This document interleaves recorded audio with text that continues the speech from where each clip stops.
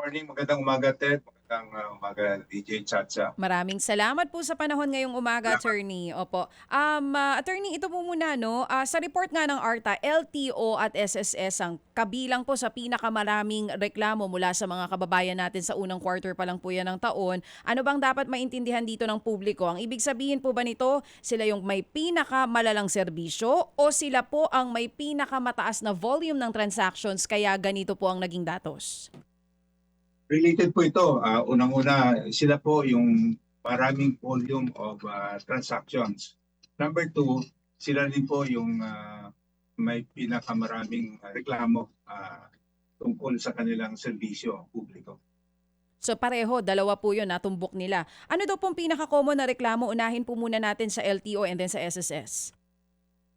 Ang karaniwan pong reklamo natin natatanggap ay yung mga hindi pagsunod doon sa Citizen Charter. Kasi yung ating mga kababayan, alam na po nila yung karapatan nila na kapag sila po ay merong transaksyon o merong request sa anumang ahensya ng gobyerno kasama po ang LTO, unang-una po nilang inaalam yung ano ba nakalaad doon sa Citizen Charter ng LTO at lahat ng ahensya ng gobyerno. For LTO, sir, ano po exactly yung mga reklamo na natatanggap? Delayed po ba yung kanilang aksyon? Mahaba yung pila? Ganon din po ba sa SSS? Paano po? Karamihan po ito yung hindi pagsunod sa kanilang Citizen Charter na hindi pag-aksyon sa nakalaad doon na standard processing time na 3, 7, 20 working days at hindi pagtupad sa pamamagitan ng pag-impose ng additional requirement na hindi naman nakalagay doon sa Okay. kanilang Citizen Charter po. Oo, yung imposition ng additional requirements both for LTO and SSS po ito, sir? Yes, ma'am. Oo, so ibig sabihin, wala naman doon sa requirements tas nanghihingi pa ng additional, ito po mga ahensya na nabanggit po natin. Oo, at isa pa rin po na yung pang hindi na-aksyonan kagad yung kanilang reklamo, pinapabalik pa kahit na nakalagay doon sa kanilang Citizen Charter na dapat within 3 working days or on the same day, kailangan harapin nila at bigyan nila ng kasagutan yung reklamo na natatanggap nila sa ating mga kababayan. Oo. Sir, ito po mga reklamo ng mga kababayan natin sa LTO, sa SSS, and even with other government agencies. Paano po nila ito ipinapadala sa ARTA? Pwede po silang tumawag sa hotline 12782. Pwede rin po sila tumawag doon sa 8888 kasi meron tayong MOA with the Presidential Complaint Center. Pwede po sila mag-email sa complaints@arta.gov.ph at meron po tayong pwede silang tumawag sa ating virtual assistant. Ang tawag po natin dito ay si Tala. Tala po ay ni-develop ng ARTA para sumagot sa mga reklamo 24/7 po. Kapag po halimbawa ako ang nagreklamo, sir, may vetting pa na gagawin ng ARTA doon kung tama yung naging reklamo ko. At gaano po katagal bago mabalikan ang isang nagreklamo ukol po doon sa ahensya na inirereklamo niya? Normally po, kapag ito po ay simple na reklamo po no, patungkol sa clarification doon sa Citizen Charter, dapat hindi po ito tumatagal ng 3 working days. Kasi ang ginagawa po ng ARTA, kapag po kami nakatanggap ng reklamo, kaya po laban sa mga ahensya kasama dito ang LTO, ibinabato po natin ito sa kanilang um, Committee on Anti-Red Tape.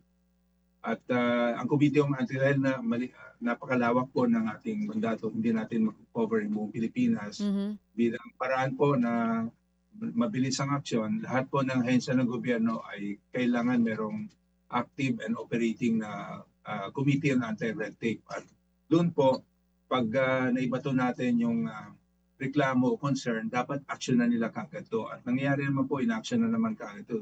Within 3 working days, sumasagot sila. Kaya po yung resolution rate natin dito ay napaka taas po, no, maabot ng I think more than 90%. Kasi yung Committee on Anti-Red Tape, kapag sila po ay nakatanggap ng reklamo sa pamamagitan ng ARTA, in-action na naman nila kagad ito. Kaya po doon sa mga figures natin ni-release sa media, substantial portion of it are already considered closed or resolved na po. Mm. Oo. Attorney, curious lang po ako, no, kasi nga ang sabi ninyo hindi niyo mako-cover, ang buong Pilipinas dahil ang daming ahensya, ang dami kayong reklamo sigurado matatanggap. So from ARTA, 'pag nagreklamo ka, babato niyo po 'yan ulit dun sa LTO or SSS or any government agency na inirereklamo. May sarili silang red tape office within the agency at kailangan balikan po nila kayo para po mag-report kung na-resolve na po yung reklamong ito. Ano pong sukatan ang ginagamit ninyo talaga para masabi na yung nagreklamo talagang resolve na? Base lang po ba ito sa sagot ng ahensya o talagang may confirmation din tayo galing po doon sa complainant? Kaya po merong confirmation dun sa complainant kasi sa pamamagitan po ng batas, kahit na po na-actionan na ito no, ng ahensya at ang complainant ay gusto ituloy pa rin yung reklamo, pwede po nating gawin yon kasi meron ng violation. Pero karamihan naman kapag ito po yung na-actionan na yung ating mga complainants, hindi na rin nila tinutuloy yung reklamo sa Oo. ahensya. Oo. Pagka po ba gano'n na hindi na itinuloy yung reklamo, sir, hindi po napapanagot yung mga opisyales na halimbawa nagpabaya sa trabaho, nagbagal sa serbisyo? Paano po kasi sabi nyo kanina automatic violation agad. Pag halimbawa sa LTO, wala naman sa requirements nila, nanghihingi pa ng additional, pinapabalik-balik yung tao na halimbawa gusto lang mag-renew ng lisensya. Halimbawa pag ganun po ang reklamo, tas na-resolve na yung case ng complainant, wala na pong ikakaso or violation na ibibigay do sa mga kawani ng gobyerno? Kung tayo po yung maging technical or legal dito, pwede din po natin tuluyan ito kasi meron ng violation. No? Kaya lang, reality po, kung wala nang complainant, anong ebidensya natin nilalabas laban doon sa nag-violate sa batas? Kaya po, Okay. kahit nga Oo. po sa korte, kahit meron na isang krimen o isang Mm. violation, kapag ang mga partido po ay nagkasundo na, ang korte po ay in-encourage yung mga parties na magkaroon ng amicable settlement or arbitration. Ito po din po ginagawa natin sa ARTA. No? Oo. Meron din tayong paraan na magkaroon ng mediation or arbitration kapag nagkasundo na po ang complainant saka yung ahensya na na-resolve na yung kanilang reklamo Hmm. at yung complainant ay ayaw na ituloy yung reklamo, ang ARTA po ay sinusunod yung kahilingan ng mga ng complainant, lalo-lalo na po ng complainant. Papaano At po kino-consider natin po natin na resolve or close yung kaso. oo. Papaano po kaya yun, attorney? Papaano po kaya natin mababago yung mga empleyado ng gobyerno na nagkaroon ng violation kung ganun po ang siste? Parang baka hindi sila matuto kung di pala natutuloy po yung violations against them pagka-resolve na yung case. Meron din pong mga exceptional cases na tinutuloy natin no, na kapag yung complainant ay persistent. Ang ARTA din po merong on its own, meron pa tayong tinatawag na motu proprio investigation. Kapag meron po tayong ebidensya na nagkaroon ng violation, tinutuloy po natin dahil yun po ang nakalagay sa ating mandato sa batas no, under the Ease of Doing Business Law. Oo. Do'n po sa mga exceptional cases na sinasabi ninyo, ano pong violation yung natatanggap nitong mga kawani ng gobyerno?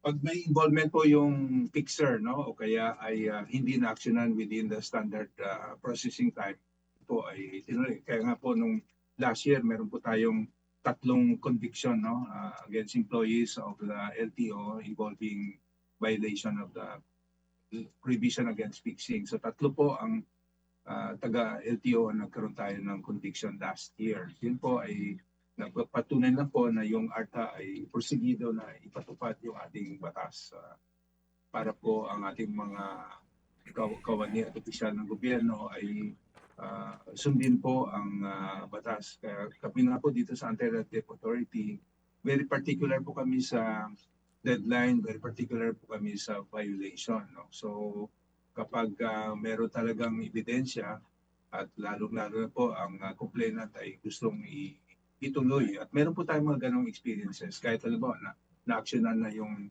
kanilang reklamo, kapag ang complainant ay gusto pa rin ituloy, tinutuloy po natin dito at yung ating findings po, recommendations, ipinapasa po natin ito sa Office of the Ombudsman or the Civil Service Commission. Kasi sa ngayon po sa batas, ang mandato lang po ng ARTA ay magkaroon ng investigasyon. Wala po kaming uh, authority na magkaroon ng final findings. Ang atin pong result of the investigation ay can only be referred to the Office of the Ombudsman or the Civil Service Commission for another set of investigation before the case is filed with regular court po. So kumbaga kayo ay referral office, no po?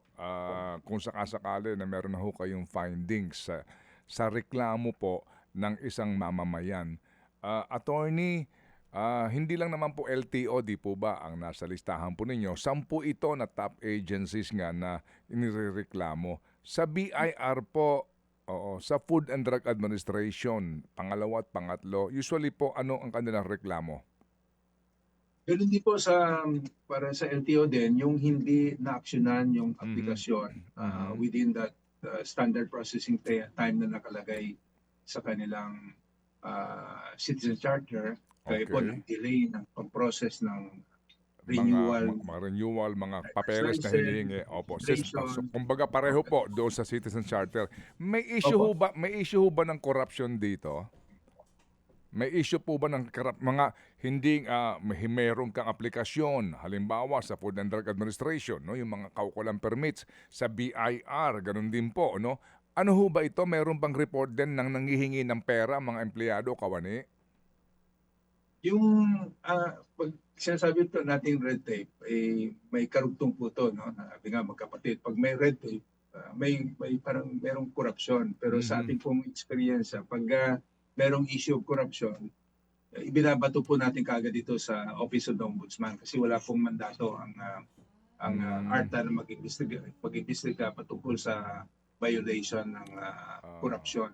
Pero hindi po ito nangangahulugan na pag tayo po ay nakatanggap ng isang reklamo at ang violation is about corruption, hindi natin in-action. Ang action po na ginagawa ng ARTA, agad-agad po natin ito ipinapasa sa Office of the Ombudsman. Opo, opo. So, dito po sa mga listahan na ito, no, national government agencies, meron din pong government-owned and controlled corporations. Wala pong LGU dito na naspasama? O iba pong classification yon? Wala po, pero meron din tayong mga datos patungkol sa LGUs po at dahil hindi po nahingi kahapon, hindi po natin na-release ito. Pero meron po tayong available na datos patungkol sa violation ng mga local government. LGUs, opo. Sa Metro Manila po, ano ang pinaka-complaint po, pinaka-nireklamong LGU sa usapin po ng mga permits na hinihingi ng ating mga kababayan? Halimbawa, building permit, yan. Sa Metro Manila po, ano pong LGU, sir? Dito po sa ating data, sa declare po ng ating legal department, from January to December 2025, ang number 1 po na naka-complain dito that received the most number of complaints ay yung Quezon City po. Merong 110 complaints na receive at out of these 110 complaints ay isa lang po ang nag-mature into a formal complaint nating ipinasa po sa ating investigation Enforcement and Litigation Office. Ibig sabihin po nito, Opo. that 110 complaints were already resolved by the Okay. local government. Sige po. Ito ho ba tungkol sa building permit, occupancy permit, o mga mayor's permit sa mga negosyo? Kasama po yon sa mga naireklamo sa atin. Okay, sige po. After po ng Quezon City, sino ang next? Manila po, 75 complaints at based on our data, lahat po na-resolve na ito. Okay. Sige po. Kayo ho ba, inyo rin ho bang ilalabas yan para lang ho malaman po ng ating mga kababayan in the spirit of transparency? Sige po, Ted, ilalabas natin pag hiningi po. Opo, sige. Salamat po na marami. Okay. Yung ARTA po, di ho ba, kapag ba kami nag-report sa ARTA, kayo mismo, gaano dapat kabilis umaksyon dito po sa reklamo ng ating mga kababayan concerning po itong mga agencies na to? Makakaasa po kayo mabilis at within 24 hours you will hear from us. Hindi po sinasabi na within 24 hours magkaroon ng solusyon. Pero within 24 hours makakarinig po kayo, i-acknowledge natin yan at tututukan natin po, lalo na kapag ikaw ang nag-reported. si Sir naman. Paano pag hindi si Manong Ted? Oo. Palabiro din si Sir. Anyway. Opo. Attorney, Director General, ito pong sa LTO, meron po kaninyong active pa ho na kaso. Hindi ko alam kung gaano ho kayo nakatutok ho dito sa bawat agency. Ito bang sa LTO, meron na ho bang nagreklamo sa panibago nilang sinisingil ngayon na motor vehicle certification doon sa mga nagpaparehistro po, yung humihingi po ng sertifikasyon sa insurance? Kasi po ito yung bago lang po ito eh. At may mga reklamo na po kaming tinanggap din dito. Wala ho dati ito, ngayon po naniningil na ho sila. And then ang sinisingil, karagdagang 60 pesos sa bawat nagpaparenew po ng rehistro. Meron na ho bang ganon? Dahil sa aking pagkakaalam, wala pa po kaming natanggap na reklamo patungkol dyan. Pero Mhm. kung meron po kayong natanggap na ganyan, pwede po ninyong ipasa po sa ARTA para mabigyan po Opo, natin opo, ng opo, opo. solution po or recommendation. At sige po, Opo, kung sige. pwede. Opo, sige po. Kung sakasakali, we will refer itong mga reklamo ngayon ng ating mga kababayan. Kapag ho ganyan po, Director General, halimbawa LTO, so inabisuhan po ninyo formally, yan ho ba meron kayong parang sa COA, di ba? Merong mga, alam niyo ho yun, yung meron hong pagpupulong, yung pong agency head, yung COA, pinag-uusapan, etc. Kayo ho ba may ganyan din? Pinatatawag niyo rin po ito halimbawa, si ASEC Lacaninaw at ang inyo pong mga tauhan para pag-usapan ito? Ganun po ba ang inyong po sistema sa ARTA, sir? Yun ang aking direktiba sa ating mga abogado dito sa ARTA na bago magkaroon ng formal investigation, meron munang clarificatory meeting. Yan po ang talagang napaka-effective way of finding out the truth, no? Clarificatory hearing para malaman both sides. At ginagawa po natin yan. Ayun, opo. Sige. So again, sir, salamat na marami po. No?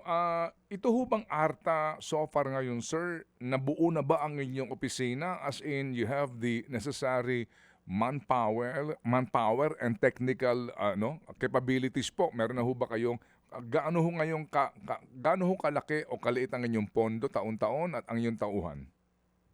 Napuno na po lahat ng mga opisyales ay napuno na po.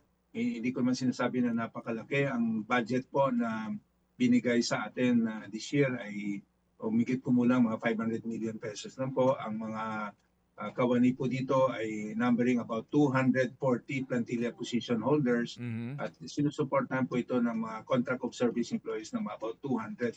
Meron po tayong 8 regional field offices at yung regional field offices natin ay division level. Meron po mga empleyado na 7 at pinamumunuan po ito ng division chief. Opo. What is the law governing ARTA, sir? Are you an independent agency o attached agency po kayo? We are an independent agency created by Law Republic Act 11032 or the Ease of Doing Business and Efficient Delivery of Government Services Law. The law created the agency Anti-Retive Authority, but it is directly under the Office of the President, but it is not considered strictly as an attached agency. Okay. So maaaring so paano po? Paano ang turing sa inyo? Under kayo sa Office of the President pero hindi kayo attached agency sa kanila. Meron bang impluwensya ang tanggapan ng presidente sa mga pag-iimbestiga ninyo o sa mga dapat ninyong gawin? Meron bang ganon? O totally po independent kayo? Totally independent po. In fact, sa aming pag-ugnayan sa Office of the President, hindi po sila nagkikialam, hindi po sila nag-influensya sa aming investigasyon, sa aming findings. So meron po kaming independent. Of course, being a government agency, we defer to the Office of the President. No? Whatever is sometimes when it comes to complicated issues, we seek guidance from the Office of the President, being the head of government. Okay, sige po. So napakainam nga po na atin po mas naunawaan na ngayon ang inyo pong function at itong pong report ninyo sa bayan. Again, sa lahat po ng mga may reklamo, may concern, may katanungan, saan po maaari po makipag-ugnayan, anong paraan po para po kayo marating dyan sa ARTA, attorney? May hotline po kami 12782 pero pinakamadali po mag-email lang complaints@arta.gov.ph o gamitin po ating artificial intelligence Talk to Tala. I-click lang po yung eGov Super App ng DICT. I-click niyo po yung aming ahensya. Pwede po kayong magsampa ng demanda sa pamamagitan po ng online platform ng ARTA. Ayun, 12782. Yung po ang number, 12782. Yes, sir. Opo. Yes, sir. Opo. And then doon po sa website po ng gobyerno, meron po silang particular doon. Ano po ano po ang website ulit, sir, please? Super app ng DICT, egov.ph po. Okay, sige. So kami po inyong katuwang po Director General para po sa papalaganan po ng informasyon na sa gayon po ay magampanan po ng lubos ng ARTA ang inyong pong mandato. Salamat po, Attorney. Salamat, Ted. Mabuhay kayo dyan. Mabuhay ang bagong Pilipinas. Salamat na marami. Thank you. Mga kapatid, patuloy po kayong tumutok sa 105.9 True FM para sa totoong balita, impormasyon, music and entertainment. Mag-subscribe sa aming YouTube channel at podcast at sundan nyo kami sa Facebook, Instagram, X at TikTok sa True Network PH. Bisitahin din po ang aming official website, truefm.ph. At panoorin din kami sa True TV Signal, Channel 19. Kami po ang 105.9 True FM. Laging true sa'yo, kapatid.